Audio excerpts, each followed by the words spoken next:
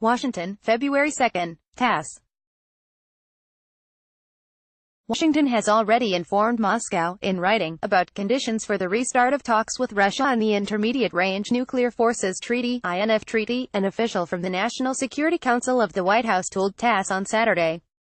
Asked by a TASS correspondent to comment on Russian President Vladimir Putin's words that Moscow would stay ready to talks on the INF Treaty in case the U.S. became mature enough, the White House official said, "We have provided Russia, in writing, specific steps it could take to return to compliance and save the INF Treaty.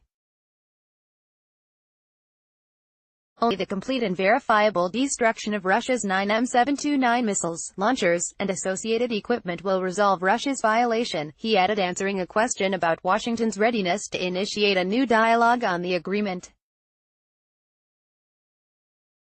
Earlier in the day, Russian President Vladimir Putin said at a meeting with Foreign Minister Sergei Lavrov and Defense Minister Sergei Shoigu that Moscow would suspend the Cold War-era treaty.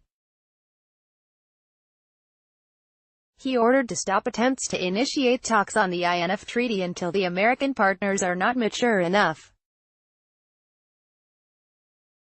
Putin pointed out that Moscow's proposals in that field were on the table, as before, while the doors remain open to negotiations. Later on Saturday, the Russian Foreign Ministry confirmed that Washington had officially informed Moscow of suspending the INF Treaty and the start of withdrawal procedure in a notice from the U.S. Department of State. On February 1, U.S. President Donald Trump and Secretary of State Michael Pompeo said that Washington would suspend its liabilities under the INF Treaty starting February 2 and would quit it within 6 months if Russia did not come into compliance with the agreement.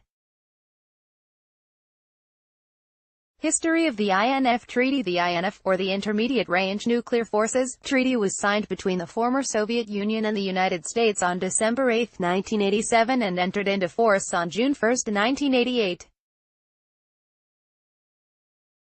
The INF Treaty covered deployed and non-deployed ground-based short-range missiles, from 500 to 1,000 kilometers, and intermediate-range missiles, from 1,000 to 5,500 kilometers.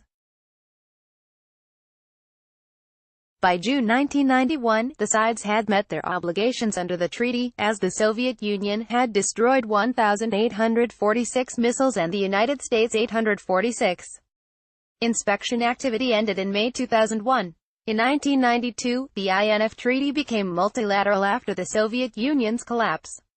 Along with the United States and Russia, the former Soviet republics of Belarus, Kazakhstan and Ukraine became the parties to the agreement.